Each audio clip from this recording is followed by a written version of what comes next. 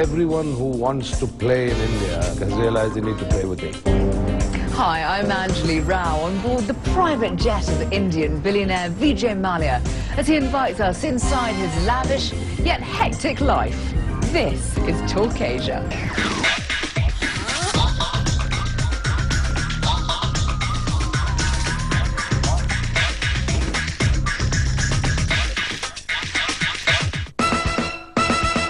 He's dubbed the King of Good Times. The billionaire tycoon casts a long shadow in India with high-profile launches and lavish parties.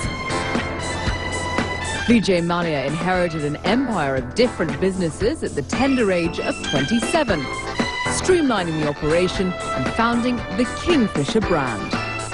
Today, his holding company, United Breweries, is worth $5 billion. Internationally, he's best known for his beer and spirits companies, recently buying whiskey makers White and Mackay, but is expanding his aviation business fast. He launched the airline in 2005 and is already looking to move into long haul with an order of 5 Airbus A380 Super Jumbos. We meet soon after he acquired Air Deccan, India's first budget carrier. Our journey begins aboard his private jet as he shuttles between meetings.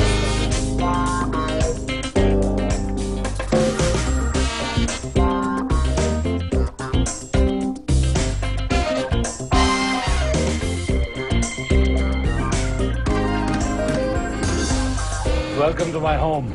Thank you. My apartment. Home away from home.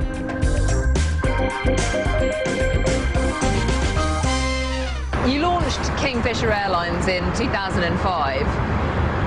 You had zero background in the aviation industry, though, so how were you able to pull off such a coup as to turn your airline into such a success?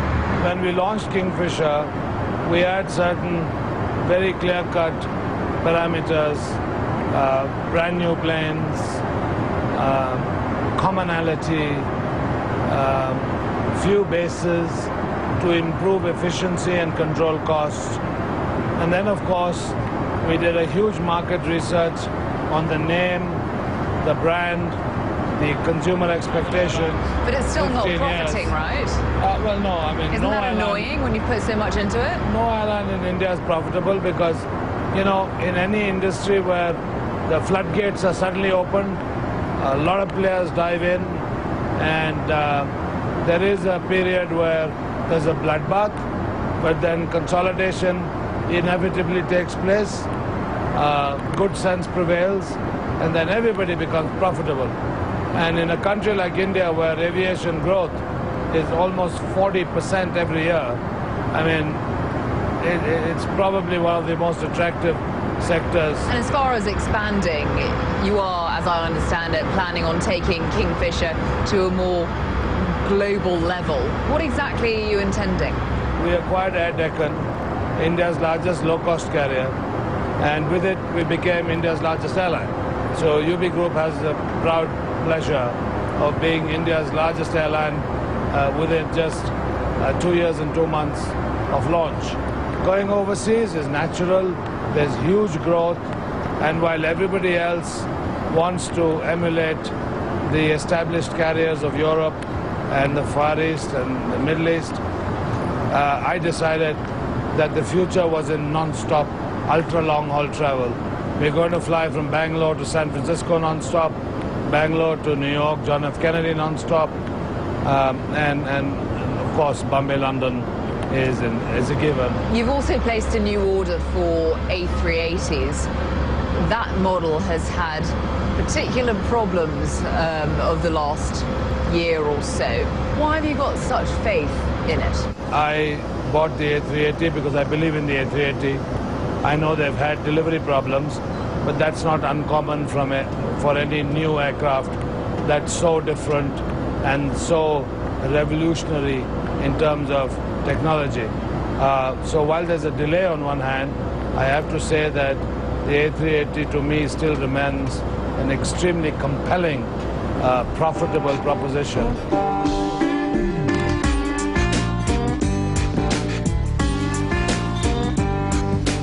The The next part of our journey takes us into the heart of Kingfisher territory. The coastal state of Goa at the height of the monsoon season. Kingfisher say 90% of the beer sold here is theirs. And it's the location of Mallaya's seaside retreat. What you're known for, I suppose, internationally is your beer business, Kingfisher beer to be exact. How did you turn that beverage industry into the multi-million or billion even dollar business that it is today? When I was straight out of high school and I went to do my graduation, I was actually working as well.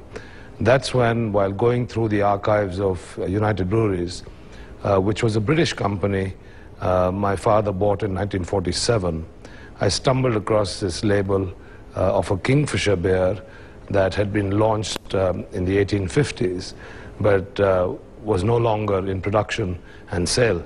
And something excited me about Kingfisher, you know, the bird. I saw color, I saw vibrancy, I saw movement, I saw a bit of cheekiness, you know, the Kingfisher sort of fishing. And so I went to my father and asked him, I said, you know, I want to relaunch this brand and I want ₹1 million for it. And ₹1 million, I mean, he threw me out of the office. Finally, with a great deal of persuasion, you know, I got a small budget. So I went to various colleges and interviewed youngsters, 17, 18, 19-year-old, asked them whether they drink beer, what kind of beer they drank. And I found out very quickly that the youngsters in India had a whole lot of aspiration, and they wanted to live a more free, more Western-oriented life, because India, since independence, has been a very controlled sort of socialist economy. So I decided that Kingfisher would be a lifestyle brand, positioned on a lifestyle platform. So we started sponsoring music events, we started sponsoring sporting events, we started putting Kingfisher into yachting and fashion. So Kingfisher over the last 30 years has grown into sort of the generic name for lifestyle in India. And if you talk to anyone on the street and ask him about Kingfisher, the first thing that will come to mind is the good life or the good times. You also recently won your multi-million-dollar bid for White & Mackay Scotch whisky, which is traditionally a very Scottish brand. Why was that such a focus for you as an Indian? You know, United Spirits, with all its brands that I just mentioned, with a huge market share, was addressing the opportunities in India going forward. But focusing on the Indian consumer and growing aspirations, it was extremely clear to me that one day the youngsters would start demanding Scotch whisky. And that was a huge gap in my portfolio because, you know, being an Indian company, we could never produce Scotch. So there was a compelling reason for me to actually make an acquisition of Scotch whisky assets and production capabilities. On the other side, we actually use Scotch whisky to blend our Indian whiskies, and we were dependent on major Scotch whisky companies to source this raw material. So, Vijay, apparently you once said that you wanted this house to make people go weak at the knees. Tell us a little bit about it. I'm definitely feeling shaky and it's nothing to do with these heels.